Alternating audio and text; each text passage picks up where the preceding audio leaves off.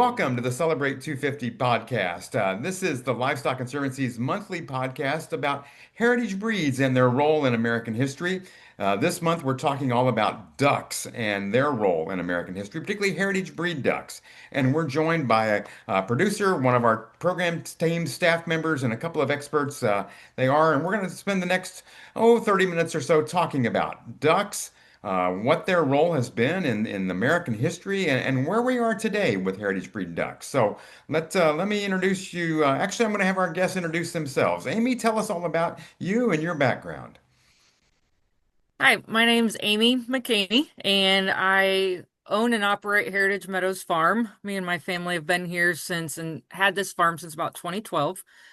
We raise all heritage breed livestock. We have six different breeds of ducks that we have here, and we raise them on pasture, show and sell hatching eggs, live birds, eggs, and meat. My farm has been, well, my family, I should say, has been farming since the 1300s. So it's definitely in my blood and my genetics to be a farmer. So was a 4-H'er, went to Purdue as a vet tech, and then have been farming full time since 2012.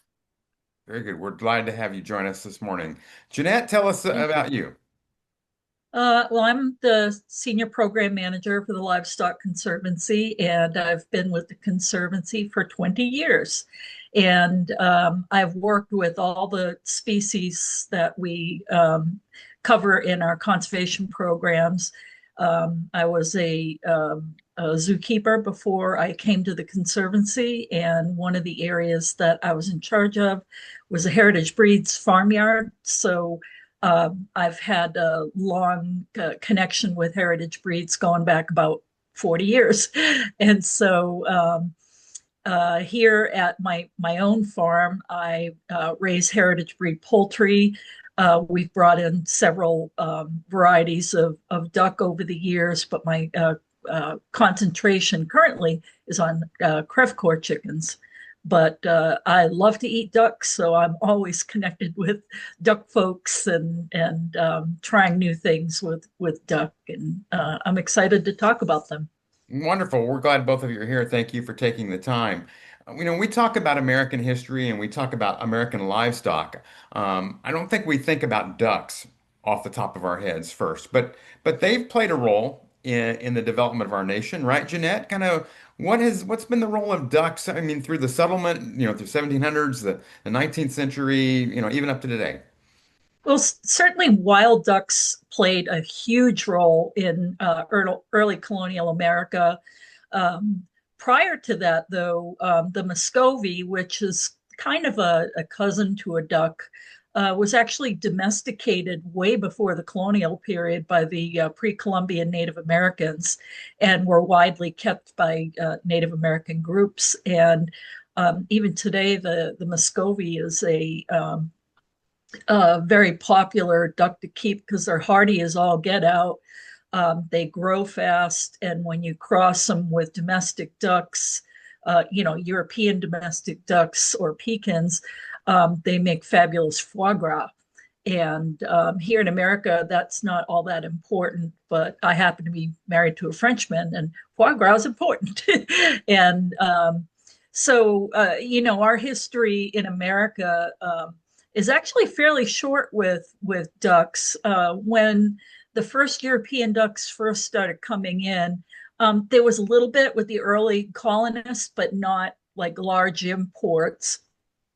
And what's really interesting is the colonists really tried to concentrate on domesticating the wild waterfowl that were here rather than, spending, almost 2 months going across the ocean to get here, and having to deal with the mess of, live animals on the ship.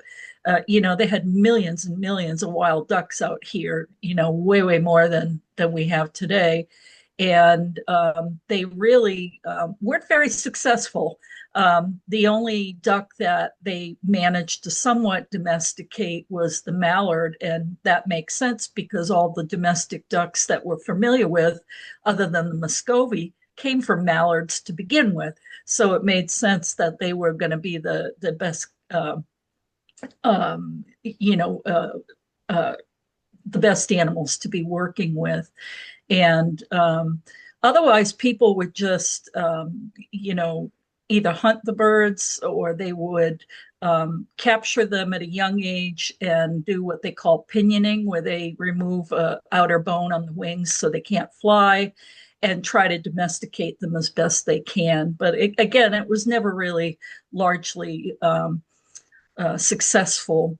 One of the first American breeds that was created was the Cayuga, and we know that it was likely a cross of um, wild black ducks and some unidentified domestic duck. We know that there were pockets of European domesticated ducks in the Northeast. I don't think we'll ever know what duck was crossed with the black ducks to create the Cayuga, but they were created around 1830 to 1840, and they still have a lot of mystery on the background and how they were developed, but they're actually a really popular duck, and we can talk more about their traits as we talk about the individual breeds. But the Cayuga is a really tough duck, again, because of that recent influence of wild duck. It benefited from those genes. And the other thing they're really valued for is their eggs, and they're almost like they're a deep, deep, deep dark green to almost black when they first start laying. And then during the laying season, the eggs will lighten up. And but we'll talk more about them and the individual breeds. The second one, which Amy would be familiar with, is the Ancona duck, which was developed in New York in 1913. Did you want to comment any on the Ancona, Amy? I can. They're, as you know, one of my favorites, and we've been working for a while now trying to get them recognized by the APA, which is still a work in progress, unfortunately. But like the Cayuga, they're a medium weight duck, and they're very hardy. Um, they do wonderful on pasture. I say of all the breeds that I have, they're probably the best on pasture. They're good egg layers. And they're big enough to be a meat bird too. So they're a great dual purpose bird. And they're just fun because they're so colorful. People like them because they're attractive birds. And they can come in so many colors and the spots, and no two ever look exactly alike. So that's a fun trait to have, but has also been a trait that's made it really difficult to get them approved to be able to show. They do So like their standard colors. yes, and we've come to agreement with them, but we've still had some other struggles just having enough people working with them, enough breeders, that have put in the time to actually get that accomplished. But one of Mhm. these days, Yeah. Jeanette, Well, why were ducks popular? I mean, what were the ducks? Why were folks, raising ducks? Was it egg thing? Were they looking for eggs? Was it meat? What was their purpose? well, I think a little bit of both.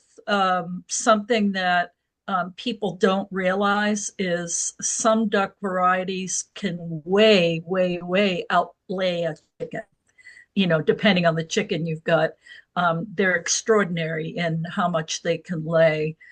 So they would have been valued for their eggs, and their eggs were really they're really suited for baking and for richer type recipes. Um, and But I think it was a combination of both, because back then people were eating ducks. It was during the 20th century where tastes kind of changed, and they were people were moving towards what they thought was a more refined flavor, and all of a sudden ducks started to be perceived as being gamey, and people started switching over to chicken. But that was for a number of reasons. Not only that, but the chickens end up being more sustainable for large production. Ducks can be really messy, and when you've got very large flocks, that can create quite a mess. And I will say that the heyday of duck production in the United States was probably, when the pekin first came to the United States around the 1870s, and then really came to its height around World War II. And there were millions of them being raised, in particular on Long Island. And some of us old people will remember Long Island duck as a thing. And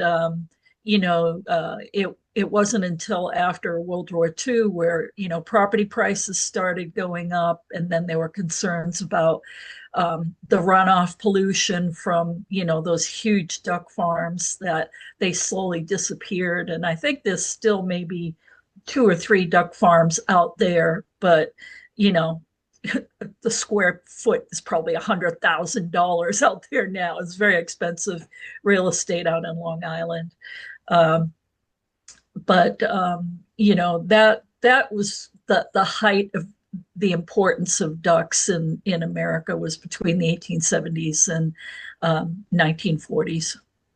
Okay, and I would point out that the latest edition of the Livestock Conservancy blog has a special Celebrate 250 all about ducks in American history that John Metzer of Metzer Farms has written, and that's available on our website at www.livestockconservancy.org. And it walks through the history of ducks in America, which is touches on many of the factors that Jeanette spoke of. We talked about Yeah. taste. Amy, talk to us a little bit about the taste of maybe we've got listeners and viewers who've never tried duck or never tried duck eggs. Can you tell us about what makes those two products unique? Yeah, I can start with eggs, and can mainly give you experience from our farm. So our chickens and our ducks eat the same feed.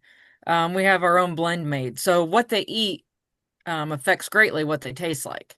So flavor profile really to me is no different. They taste the same, but with a duck egg, you get a much larger egg to start with, a thicker, richer yolk. It's more of a texture difference. So if you're somebody that likes a runny yolk on an egg, a duck egg, you can't beat it. Chicken eggs just don't compare. Cooking, the only difference is we always recommend a little more salt, because it's richer. But otherwise, you can use them equal. And for people like me that are gluten free, duck eggs are great because I use them one for one in recipes because it helps with binding. Um, as far as the meat's concerned, it's a not an easy sell for us, just because most people haven't tried it and everybody hears, oh, it's so greasy, so they aren't even interested. But I would say the way I describe a duck breast, and Jeanette, see if you agree with me or not, but skin on duck breast to me is like eating a steak with a crispy skin, like you'd get on chicken. So you get Mhm. kind of the best of both worlds because it's a dark meat. And you can cook duck rare like you cook a steak. You don't have to cook it all the way through like you do chicken. So I like to, yeah, it's like a steak with crispy skin. And I think that they get a greasy reputation because probably they're not being cooked correctly. You prick the skin, and to prepare it for cooking so that a lot of that grease can come out of the skin and collect in the bottom of the plate. And the one thing that some people overlook is the value of that fat, because that fat is like liquid gold, and you can do all kinds of stuff Yes. with duck fat. Duck fat's now becoming a thing with French fries. I see duck fat French fries all the time in restaurants, and I even see jars of duck fat at like the supermarket now. I'm just stunned when I see that. But whenever we cook a duck, you can freeze the fat. And we do a lot of French style cooking, and one method of cooking that the French like is called the confit, and that's where you slow cook, usually a duck leg, or we like to do roosters in the confit method. And so, it gets covered with the duck fat, and then it's slow cooked at a low temperature for, a long period of time, depending on how big piece of meat you've got. And it comes out just fall off the bone, tender and flavorful. And the beautiful thing about confits, like if you want to impress somebody at dinner, you can make it the day before, and when you're ready to serve it, you just take the meat out and put it in on the stove, and cook it really fast, and you're done, and you've got this really elegant, wonderful um, meal that certainly impresses with its flavor.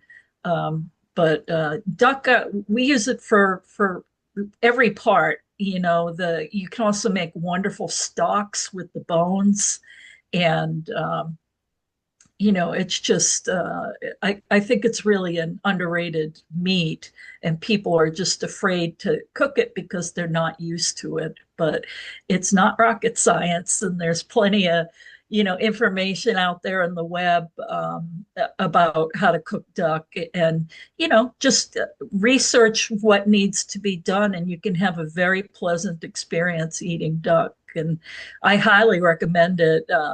We usually serve it on the holidays, and it's just wonderful.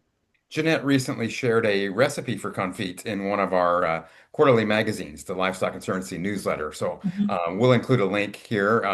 If with Jeanette, if that's okay with you, we'll put that recipe online and let folks take a look at that and learn about a way to prepare duck, as you spoke of. We invite you Yeah, to do that. So yeah. perfect. Well, Jeanette, how prominent? I mean, have ducks been a staple of agricultural livestock and poultry throughout our history, or is it kind of ebbed and flowed? We talked about the heyday of duck production, but where are we and where have we been? Well, I think where we are, and Amy, you can correct me, but I think there's a surge in interest in ducks lately. I think part of it is the interest in duck eggs, because so many people have allergy to um, chicken eggs.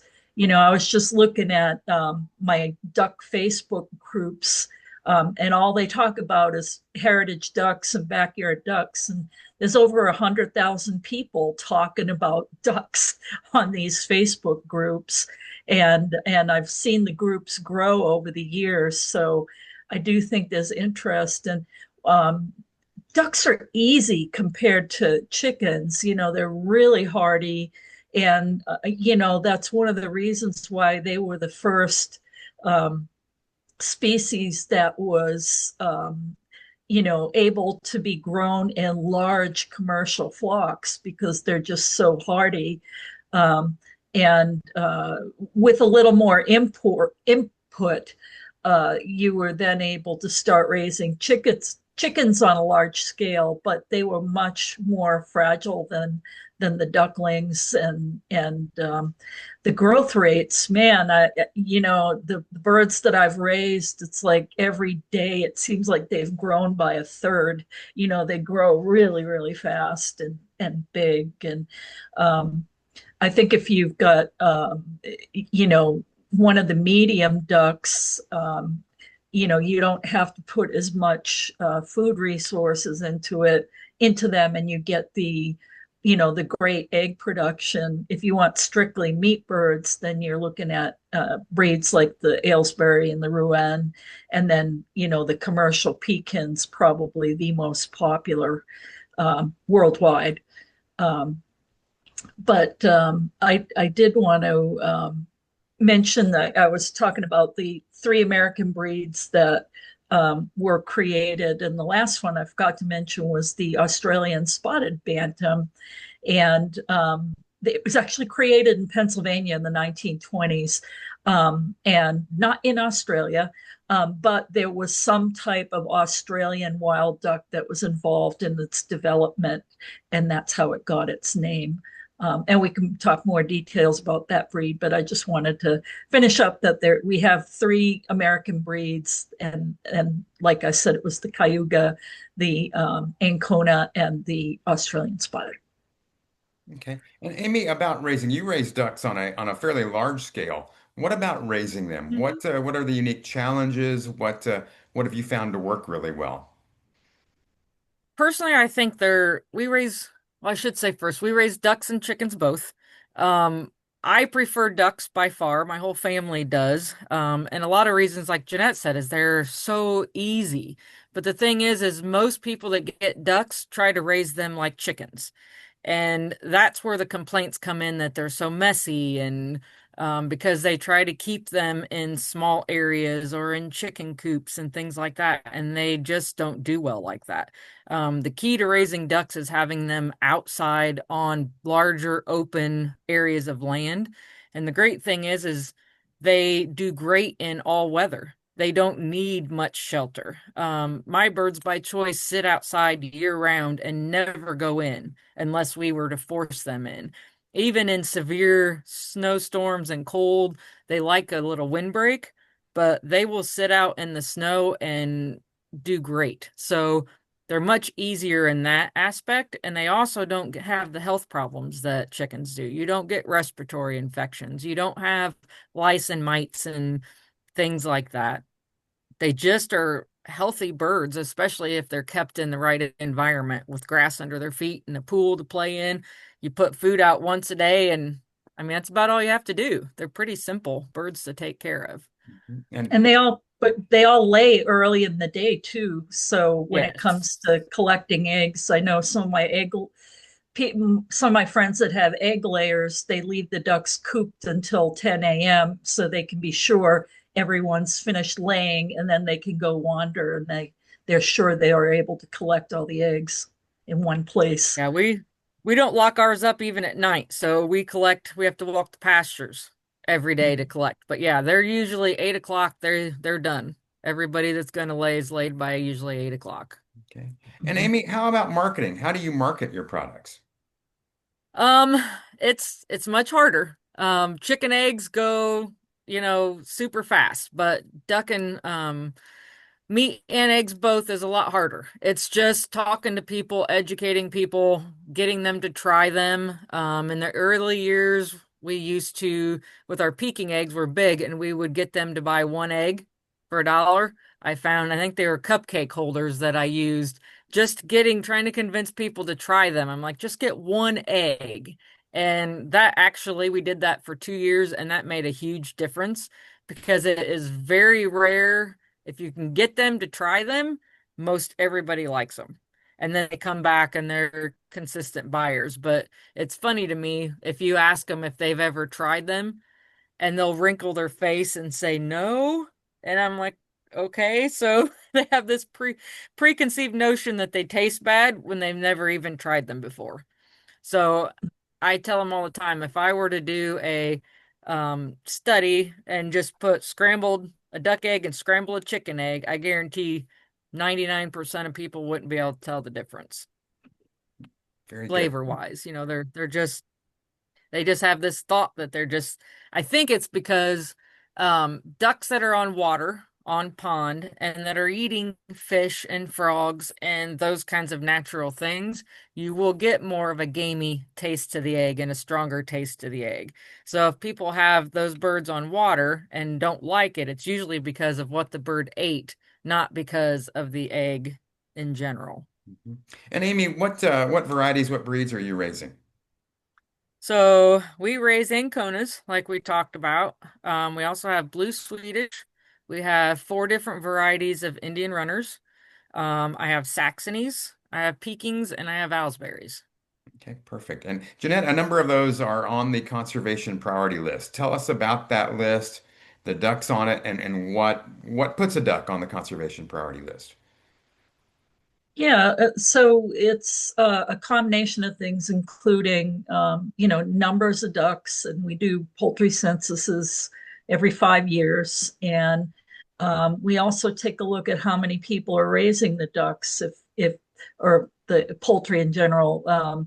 If there's only one person in the country that's got that one breed, um, it's like all the eggs are in one basket, and the viability of that breed for the long term is uncertain. So we like to have a core group of people working on the breed, not just one person. We also like to see that the breed has a long history in the United States.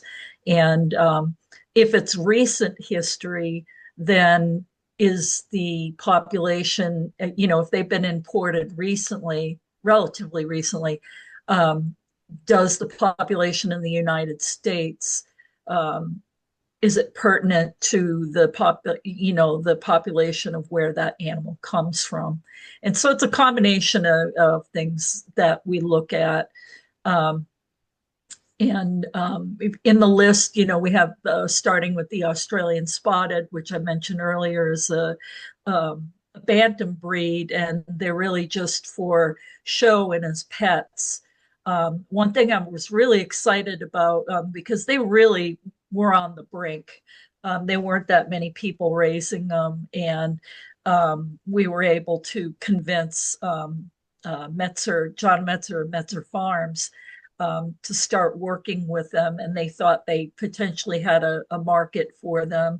And so they've spent the last several years building numbers, and this year is the first year that they're offering Australian spotted ducklings, which I'm really excited because this is going to be a game changer for the breed. And they're a great little duck. They lay these tinier eggs, but certainly very edible. And we actually did a tasting in Madison, Wisconsin, and we did pumpkin custard with Australian spotted eggs, and it was a huge success. People really liked it, and also they're less noisy than call ducks, which if you've ever been in a poultry show, the dominant noise at a poultry show is going to be the call duck section. And they just go on and on. They're itty bitty, but boy, are they loud and boisterous. And Australian spotteds are smaller and thankfully not quite as noisy as call ducks. And then, we talked a little bit about the Ancona, and then the Cayuga. The Cayuga, one thing I didn't mention was the beetle green color that they're famous for.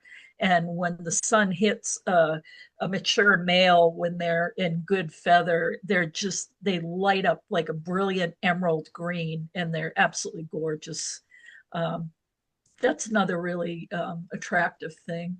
Um, Next is the Aylesbury, which is an old English variety, and it was at one point the top meat bird for the London market. And Amy, maybe you want to weigh in on your efforts with them because you're one of the few people that breeds them in this country, and they're um, they're in deep doo doo here in the U.S. There's not that many. By meaning they're very much endangered, is what you're saying. Yes, Okay. yeah. Amy, yeah, what's your take on them? Yeah. They are endangered, and the main reason for that is because they're not good layers. They lay a pretty small egg for the size of the bird, because they were intended to be a meat bird, but they grow very, very slow. So it's not like a commercial peking that, they're butchering. Shoot, I don't know what age they're butchering them now, but probably like 8 to 10 weeks, I would guess. Owlsberries aren't going to be fully mature until into their second year. So nobody wants to put that much time into a meat bird, that takes that long to get to full size. Um, on pasture, they do decently well, but they're a slow moving bird because they're so big, their bellies drag the ground. So they can have leg issues because they're so big and heavy and clunky. Um, we've worked on that and we've actually got them a little bit hardier over the years, and they do pretty well now. Some people have fertility issues with them. That's one thing I've never had, but I don't really have fertility issues with any of my breeds, and I think a lot of that comes to the environment that they're in. Because ours are out on grass and outside, all the time, and they have pools to get into.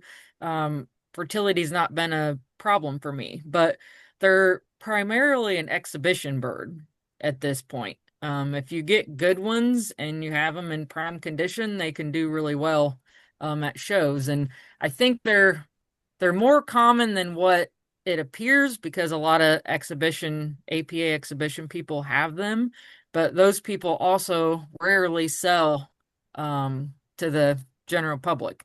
So Mm. it makes them difficult to get their hands on, which I'm trying to change that. We sell hatching eggs every year, and we sell quite a bit of owlsberries. So I feel like I've gotten a lot of them out there, and we send them all over the country.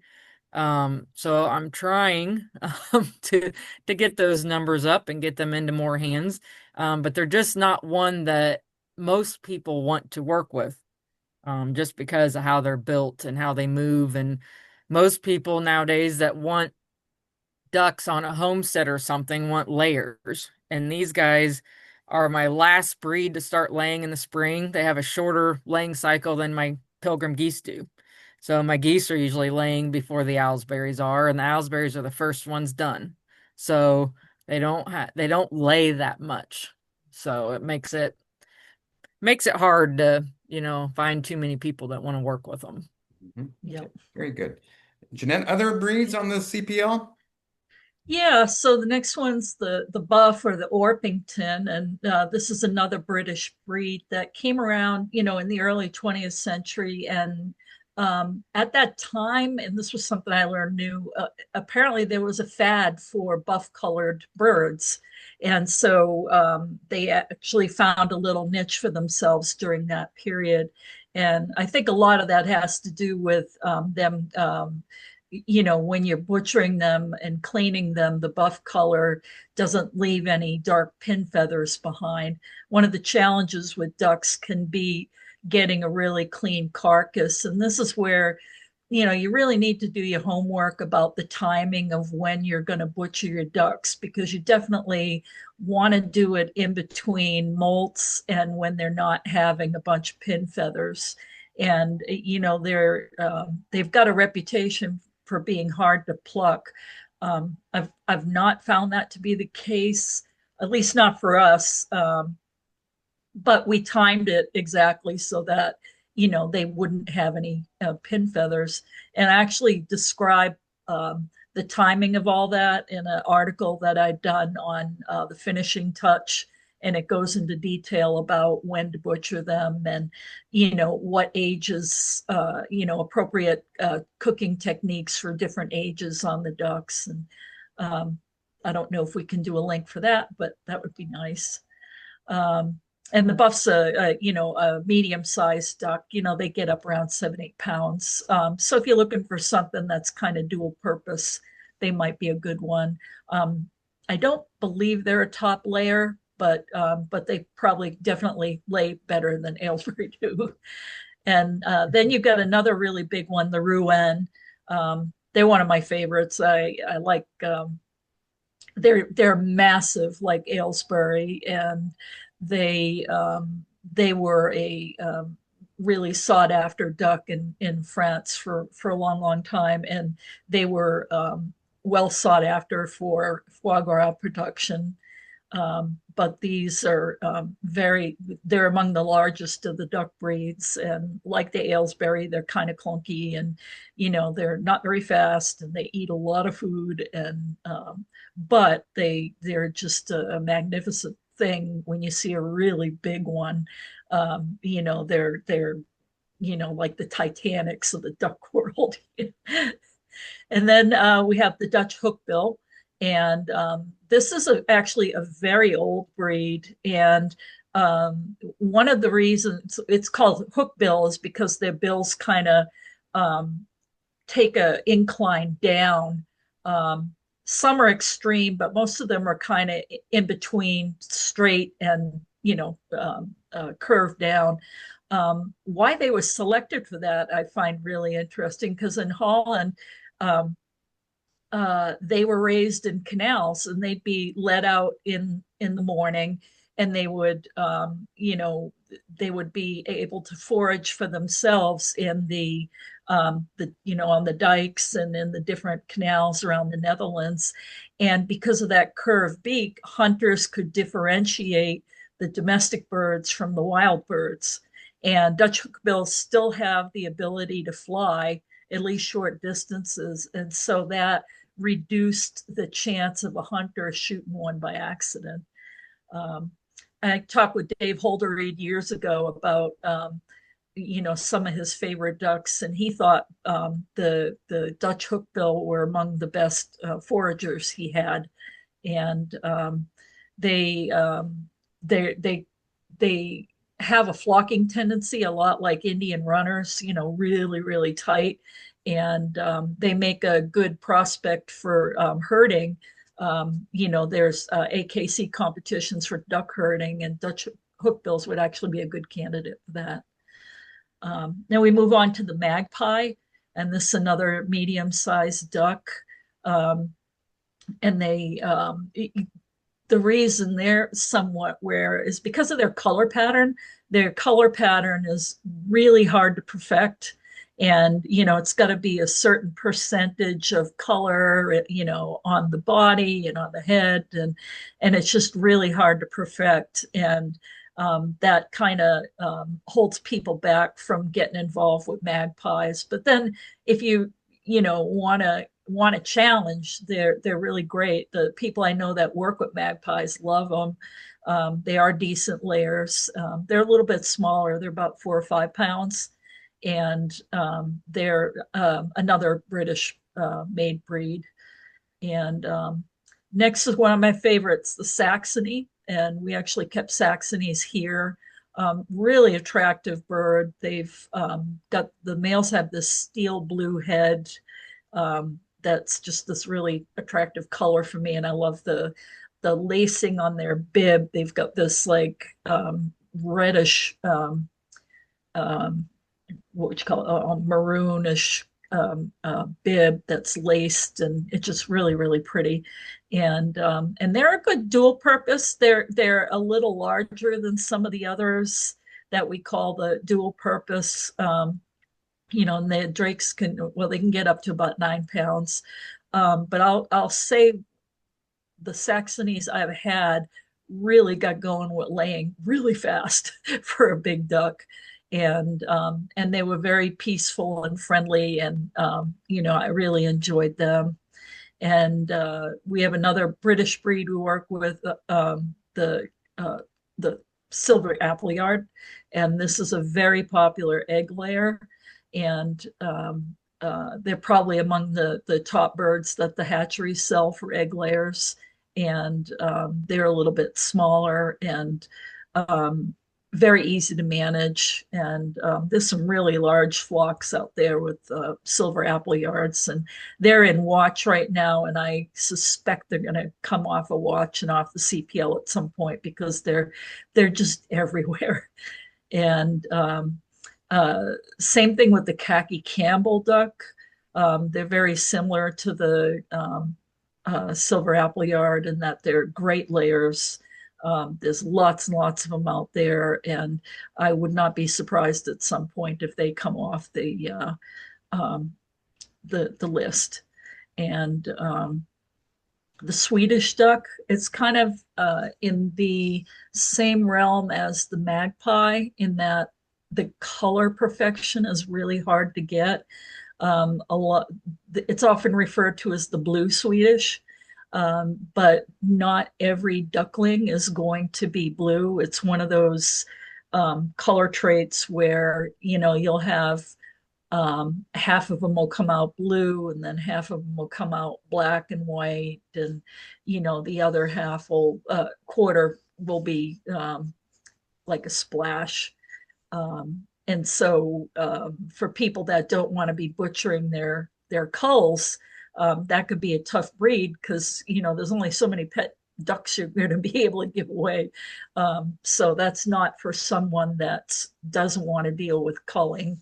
And then the last two are doing very well. Likely they may come off too. Certainly the Indian runner duck. They're doing quite well, and a lot of people are using them in pest control and rice paddies. And so I think there's a lot more of them out there than we've counted in the past, and we need to take a hard look at that. And then the last one is Welsh Harlequin. That's another medium-sized bird. A lot of people like them for egg laying. They're really easygoing and just a very attractive duck that makes for good eye candy in the flock. So, Amy, do you have any comments on any of those guys? Yes, I You're know, Amy, raising. you raised a couple of those breeds. Yeah, so we raise Saxony, and they have been a challenge for sure. Getting the color pattern right on Saxony is difficult because you've got an eye stripe on the females, and showing them stuff too because the males will go into eclipse. So they've only got that nice, pretty silver head part of the year.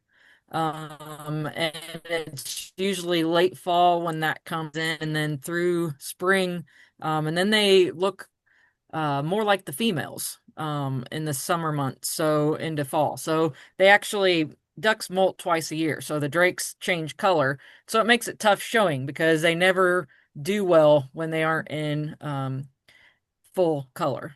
So that's tough with them. And I have also found with the Saxony that they're a more laid back kind of with people, but the drakes are extremely aggressive.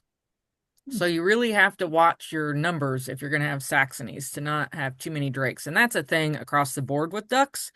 The drakes are more aggressive breeders, but especially with Saxonies. I mean, I've had issues keeping enough females to make corrections because the drakes are so aggressive they actually will kill the females. So that's one thing That that I've struggled. They're a very aggressive breed, and they're also a struggle because they're a heavy breed. They're because there's lights, mediums, and heavies, and so they're considered heavies when actually I think they should be in the medium class because they don't compare in size to Pekings and Owlsberries and Muscovies and all of those. They're closer in size to the medium ducks. So it's one thing that when they got approved that I think they got put in the wrong class. So they never win beyond their breed at a show just because they can't compare in size and heavy, they got to be big. So that's been a struggle. And so a lot of people don't, in the show world anyway, don't get into them because they never win, even though they're really pretty. Swedish, you're exactly right on the coloring. It's tricky. So you can breed a blue and blue and get blue, black, white, silver. And I did the test this year and I bred silver to black and I got a higher percentage of blues. So if you're wanting to breed them seriously, you have to almost have multiple flocks because you have to breed blue and blue to get quality blacks and silvers. But blacks and silvers crossed together make your highest percentage of blues. So you have to kind of have all of those things going and be able to keep enough birds to do that. But then there's certain markings that have to be particular, the amount of white on their chest and the number of white feathers in their wings. So it can be tricky trying to breed them to a standard. Um, but I would rank both of those as good dual purpose birds, right along with the Anconas. The Saxonies I would say don't lay as heavy in the spring, but lay longer throughout the season. Usually are laying after some of the others. The Swedish rank right up there with the Anconas as far as durability outside and hardiness and forageability. Those two breeds both are pretty tough. So anybody that wants to raise them outside on grass, on a homestead, those two breeds both do really well and are pretty feisty. I've got a pair of Swedish that I can't keep where they're supposed to be. They literally go from pasture to pasture to pasture, and I've also learned how to eat out of my dog's automatic feeders. I mean, they're smart little ducks. Those two I can't keep anywhere, so we just gave up. They just kind of do what they want to do. Um, but yeah, I enjoy all the breeds, all for different reasons. I got favorite things about all of them. Jeanette, So. you went through the list of ducks on the conservation priority list. Why should homesteaders or producers consider these CPL breeds when they're looking at ducks as opposed to more of the commercial type? Well, if you're not under pressure to, you know, have a quick turnaround time in ducks, I think that these ducks offer certainly appeal to the eye. They, as Amy said, each of them has a different way about them. And so, you can do a little bit of research to see which one might be the perfect fit for you. Um, and, they, they're just a good all around animal, easy and pleasant, and um, they can be a bit noisy. Ducks are not quiet by nature, but they you, I'll say when we used to keep them in our front yard, they would come up the steps and look in the door to see what we're doing, and they're very curious, and they don't like to be held all that much. I think chickens are much more tolerant to that. Ducks really don't like to be held, but they're curious, and they can be um, really tame and personable. Just don't go picking them up because they just really don't tolerate it. I remember Dave Holdery told me that he handles his ducks and his geese once in their lifetime, and that's their when they're being evaluated. And otherwise, he keeps track of what's going on with them by visual observation and watching the way they're moving. And he said that they just they they just can't tolerate the manhandling. Um, but I think they're a great addition. I think having diversity on a farm is a wonderful thing, and so they add another easily added component to your production. If you have a snail problem, they'll help you with that. Or duckweed, or they can be very useful um, for integrated pest management. I know there was a study done in Florida with water hyacinth, which is a really tenacious weed that blocks drainage ditches and ponds and causes all kinds of havoc. And when they put waterfowl in the pond, they help to control some of those weeds. But ducks, they like all kinds of insects more than grazing, I would say. But that's just another component how they can be useful on the farm. Amy, what makes ducks a good fit for homesteaders and producers today? And what factors should folks considering ducks keep in mind? Well, the fact that they don't have a lot of disease concerns, obviously, is a big one, I think. They're dual purpose, so you can get more than one product. And like pigs, it's all meat. Ducks, you can get eggs and meat.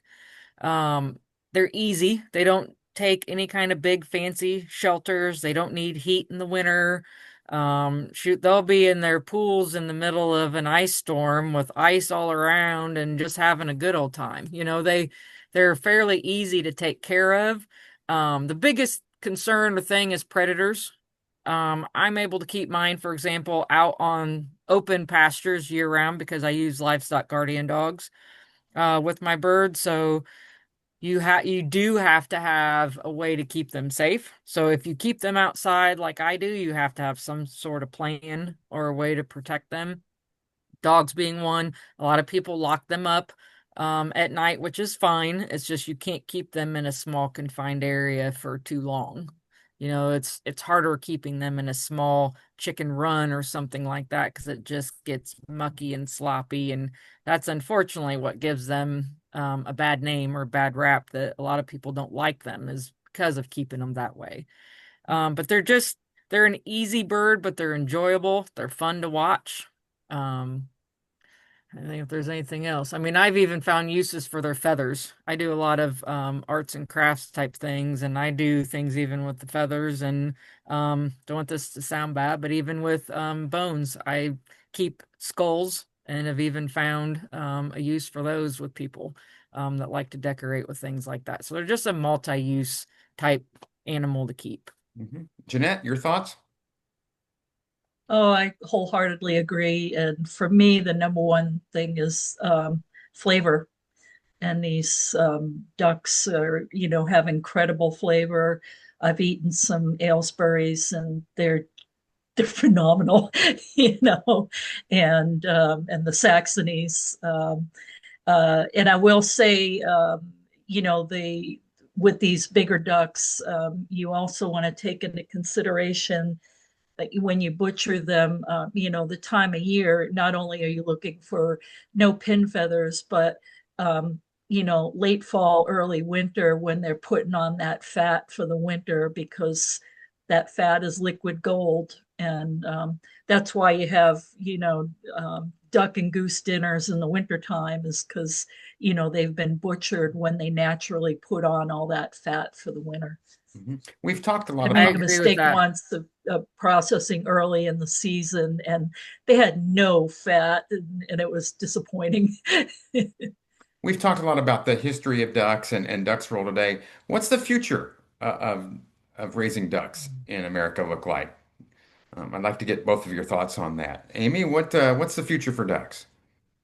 I think that's a tough one. I think they're still going to be at risk for a while. I mean, they're gaining ground for eggs, but another struggle that I found is somebody that'll process them. Like, for example, there's nobody in the state of Indiana that processes ducks. You can do it yourself, or we have to travel to Kentucky. So because we resell, we have to be have them processed at a inspected facility. So finding somebody that's willing to process ducks. So if you're going to breed them, you obviously have to have a market. You always have more males than what you need, and not everybody's gonna want the ducklings. So breeding is tough because you have to have a plan and know what you're gonna do with them. We sell a lot of live birds, but then we also butcher. We only go once a year because we have to travel over 4 hours for processing. And we, like Jeanette said, we do it in the fall because they are very thin in laying season. So doing it, late fall, early winter is the best time to process. So I think it's tough because there's so many things against them, how you keep them, predators, processing availability. There's options for chickens and turkeys, but not for ducks. So until some of those things change a little bit, I think it's gonna be tough. Mhm. Jeanette, what's your take? Well, I think that, a lot. I'd agree with everything Amy said that they've you know only one period in our history have they been really successful on a commercial scale. But I think there is more interest. They I think the future for some of these breeds is that they're always going to be somewhat rare. But if we can safeguard what we've got so they don't decline beyond the point of no return, then that's what success is going to look like. And It's tough to get the. I was just talking with a specialty foods store owner about this, and he said that it's a real challenge for Americans to try different food items. Um, Even though I'm involved with the foodie community, and the people I hang out with would try duck in a heartbeat, but that's not the majority of America. And the majority of America, likes what they're familiar with, Mhm. and ducks and geese even more so. People are terrified to try and cook geese, and I don't know if it's um, the sticker shock because geese are not cheap. If you think some of these big ducks are slow growing, the geese even more so, and you're putting a lot of input to get that animal to market weight, and but like duck, geese, a roast goose is magnificent, and there's a reason why Dickens used to praise the goose for the Christmas table, and it's a phenomenal meat, and like the duck, goose fat is phenomenal stuff to work with. And So I'm not so sure what the future holds. What I do see is, the increase in the egg layers, and I'm seeing duck in supermarkets more than I have in the past. And for around here in North Carolina, you can get a duck at the market for anywhere from 15 to $20, which if you want a special dinner, that's doable. So um, I'm hopeful about them, and have enjoyed a wide variety of breeds over the years. And I just think you should try and give them a chance if you got the space and the will to want to work with them. Perfect, perfect. Well, I've certainly enjoyed our time together, and I have learned quite a bit. And Jeanette, Amy, I want to thank you both for joining us on this edition of Celebrate 250, our podcast all about ducks. We invite you to learn more about these animals, their history.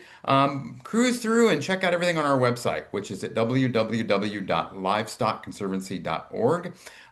We'll be back next month with another look at another heritage breed and its role in American history. I'm Les Odell for the Livestock Conservancy. Join us next time. Thank you for joining us.